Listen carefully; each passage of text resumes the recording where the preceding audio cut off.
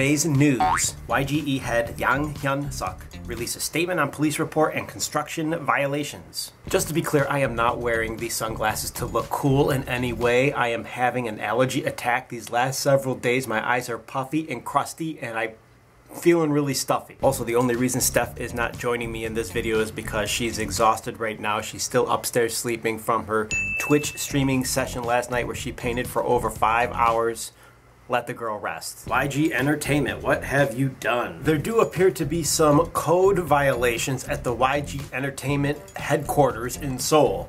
They don't seem to be too serious, but there is an official statement released. Yang Hyun-suk said, "There was a problem in the delivery of the corrective orders and I was only aware after it was reported to the police. I will make the corrections as soon as possible. The other building in the Hongdae area have already completed the issued corrections. I apologize." My read on the situation is that this is indeed minor. It just looks like he's making changes to the building to be able to house certain individuals, like actual housing, beds, bathroom, that sort of thing. Commercial and residential are very mixed in Seoul. Very, very mixed. So this is probably really nothing. Look, this is really what's going on here. It's chump change for Yang Hyun-suk to pay for the building code violations. But in 1995, this is really what changed everything for people in South Korea's view on making sure that the government enforces building code. There was a department store called Sampoong that collapsed and over 500 people died. In 1995, it was June 29th.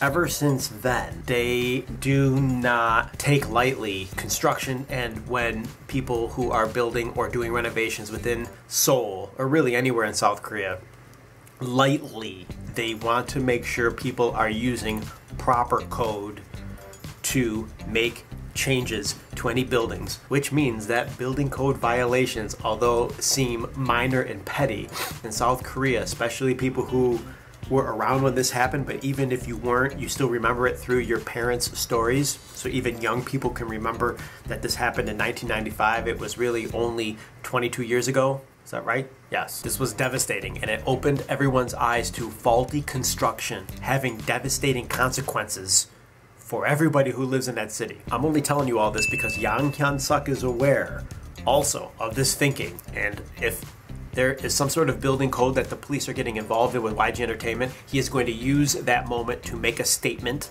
and just say that he's paying the fines, he's doing everything by code, and that he's going to take care of the situation. There, the mindset is, everybody remembers Sampoong department store collapsing and the devastation that happened. So whenever there's some sort of issue, they are going to take care of it. He doesn't want any super negative publicity over a violation of a few $1,000s. Anyways, with a lot of these stories that involve K-pop groups or Korean entertainment, there's usually some backstory that you might not know about.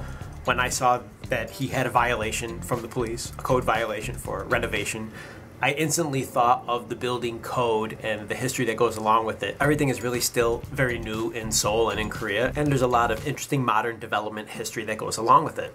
Even though it is true that K-pop is the driving force behind a lot of what many people know about South Korea, I think it's interesting to bring in stories and a little bit of the modern history about things like building code violations or just the building code in general and why it's enforced, and how there's a connection between that and how Korea has risen economically to be one of the powerhouses in the world, even though it is a little country. So comments down below what you think about that. Click the like button on this video. Thank you so much for supporting us here at Hallyu Back. Click the bell for notifications. Check out the link to K-Gown. Don't forget to subscribe for more Hallyu Back news.